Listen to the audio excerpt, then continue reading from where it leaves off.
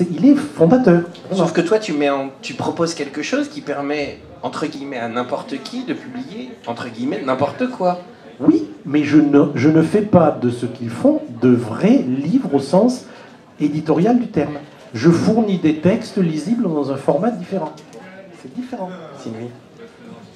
C'est fondamental. Et à mon avis, c'est là que la vraie question commence à se poser. Mais et la vraie question, alors c'est pas la question de l'auteur. La vraie question, c'est nous lecteurs, comment allons-nous faire pour trouver les livres qui seraient susceptibles de nous plaire? Parce qu'on galère déjà avec 700 livres qui sortent à une rentrée littéraire. Oui, mais on a quand même des tas de points de repère à l'heure actuelle, dont le principal est sans doute la notion de collection. Quand on achète un livre de La Talente, quand on achète un livre de Griffes d'encre, on a quand même une idée d'une ligne éditoriale, d'un groupe d'auteurs, d'un niveau de qualité, d'un certain type d'exigence. Oui, c'est tout le travail de l'éditeur. Mais puisqu'on parlait de métadonnées qui pourraient peut-être, d'un certain point de vue, donner des points de repère au lecteur au moment où il voudrait acheter un bouquin, bien moi, personnellement, vu l'état actuel de ce que sont les métadonnées, je ne pense pas que j'aurais envie de choisir un livre sur le critère... ça se passe à Majorque, il y a des baleines dedans, et puis il y a des chapeaux pointus. Moi, ce que je veux, c'est un bon livre susceptible de me plaire, au sens où il est bien écrit, il y a une dimension intellectuelle, poétique, scientifique, je sais pas quoi, mais pas quelque chose que je peux raconter avec des étiquettes qui disent ça parle de ça ou de ça. Ce qui est important pour moi en tant que lecteur, c'est pas de quoi ça parle, c'est la manière dont ça en parle. À la limite, ça peut bien parler de n'importe quoi, du moment que c'est intéressant. Mais après, il faut déléguer à quelqu'un le prêtris, et habituellement on le délègue à l'éditeur. Je ne suis pas sûre, à chaque fois que j'achète un bouquin dans une collection qui d'habitude m'intéresse, que le bouquin va me plaire pour autant. Mais j'ai 10 fois plus de chances que ça me plaise que si j'allais piocher au hasard dans une bibliothèque. Quand on va avoir, et ça va arriver très vite, des plateformes sur lesquelles on va avoir des milliers de titres. Alors moi déjà quand je vais sur Amazon, je suis terrifiée parce que on navigue dans Amazon page par page, on a des trucs pour lesquels il n'y a absolument aucun point de repère en termes de qualité, et d'autre part je ne suis pas prête à déléguer ma confiance, un prêtris sur la qualité des ouvrages à n'importe qui. Je suis désolée, je ne veux pas avoir l'air d'une élitiste sauvage. Mais c'est pas parce que 400 personnes que je ne connais ni d'Ève ni d'Adam et à propos desquelles je n'ai aucune idée auront cliqué pour dire c'est super que je vais forcément trouver ça génial. Je ne les connais pas, ces 400 personnes, ils ne raisonnent peut-être pas comme moi. On est en train, avec Internet, et c'est pas seulement un problème lié à l'édition, de remplacer des appréciations que l'on confiait à des personnalités qui avaient des qualités, des compétences, et dont le jugement intellectuel avait été légitimé par des gens qui le trouvaient intéressant. On est en train de remplacer ça par des indicateurs d'audience, des hit parades, et c'est comme si on ne concevait plus les chaînes de télévision qu'en fonction de l'indicateur d'audience. Enfin, et je suis désolée, mais comme ça, il n'y aurait plus que TF1 sur l'indicateur d'audience. Le bouche à oreille, ça a toujours existé quand même. Oui, mais le bouche à oreille, il se passera sans doute pas sur les plateformes lui-même, il se passera à côté.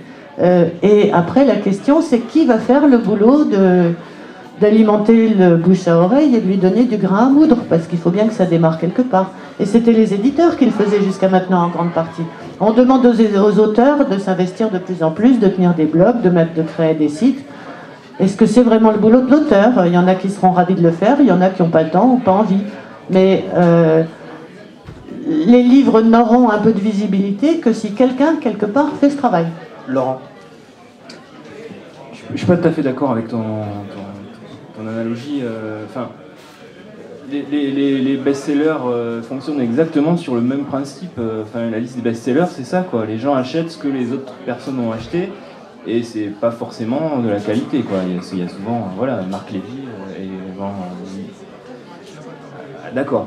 Après, sur Amazon, je pense pas qu'Amazon il faille s'en servir comme ça. C'est pas un catalogue dans lequel on se promène. C'est pas une librairie, quoi.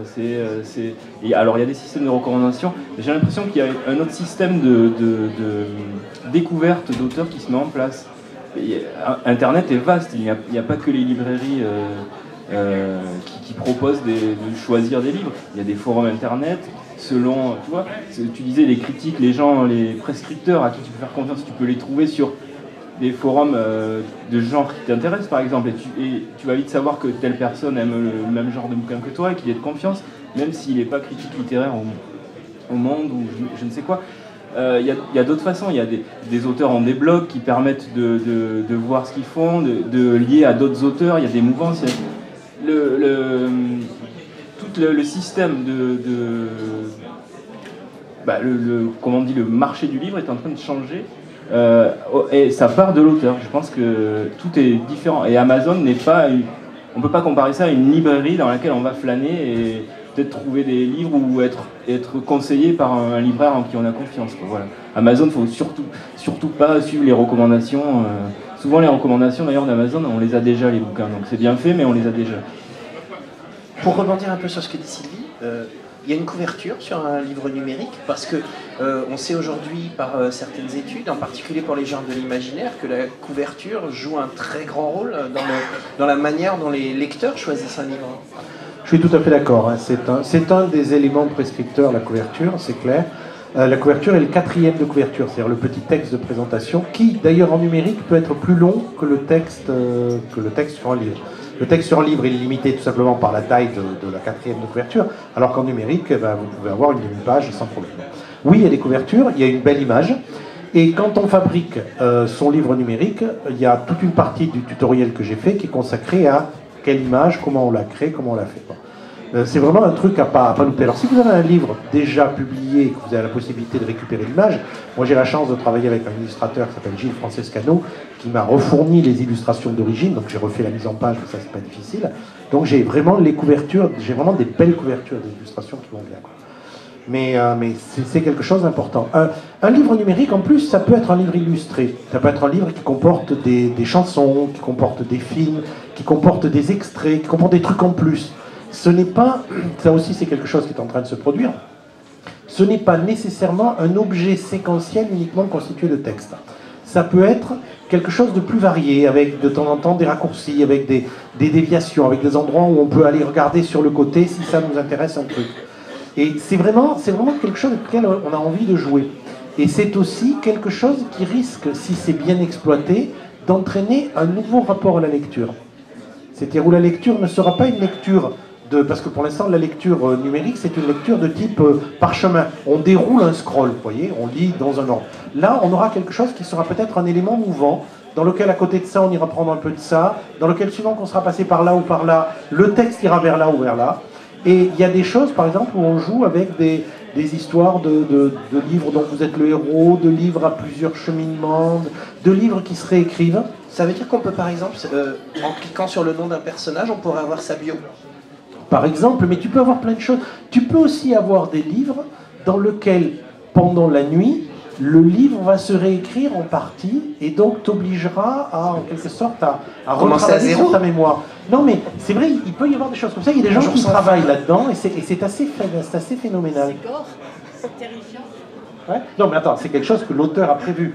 Simplement, il est tout à fait possible aussi à un moment donné de fabriquer son livre un peu à la demande avec un certain nombre de critères.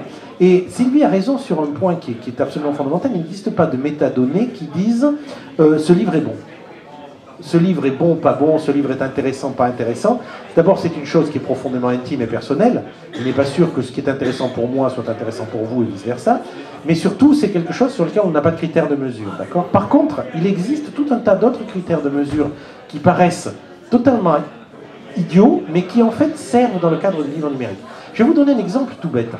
La quantité de sexualité d'un texte peut être parfaitement vérifiée par des processus automatiques qui ne vont pas se tromper dans 99,99% des cas. Ben, ça veut dire que si vous êtes un chrétien fondamentaliste qui n'avait surtout pas envie que votre enfant lise un truc dans lequel il y a une fille qui se déshabille ou un gars qui montre ses fesses, vous pouvez demander à ce que les livres soient triés de cette façon. C'est con quand même, allez. Mais vous pouvez avoir ça. Mais ça existe. Je veux dire, c'est mis en place. Est-ce qu'on peut faire le contraire ? L'état du... Oui, mais c'est toi qui choisis ton truc. Mais l'État du Texas a mis ça en place, par exemple. Big Brother, je ne dis pas que c'est possible, je dis que c'est en train d'être mis en place. Oui. Donc vous avez tout un tas de choses qui font que... C'est la censure numérique, ça s'appelle. Non, ce n'est pas de la censure, c'est du choix. D'accord? Est-ce que vous imaginez qu'on puisse dire, quand on se dit qu'est-ce que j'ai envie de lire, on peut avoir envie de lire, tiens, j'ai envie d'un livre qui finisse bien. Ça peut paraître idiot, mais j'ai envie d'un livre qui finit bien. Un livre qui va me mettre de bonne humeur parce qu'à la fin, le héros, malgré de nombreuses vicissitudes et des problèmes sans nombre, va s'en tirer, casser la gueule à tous les méchants et finir avec la princesse ou le prince, suivant la personne que vous êtes. Bon. Eh bien ça peut être une métadonnée.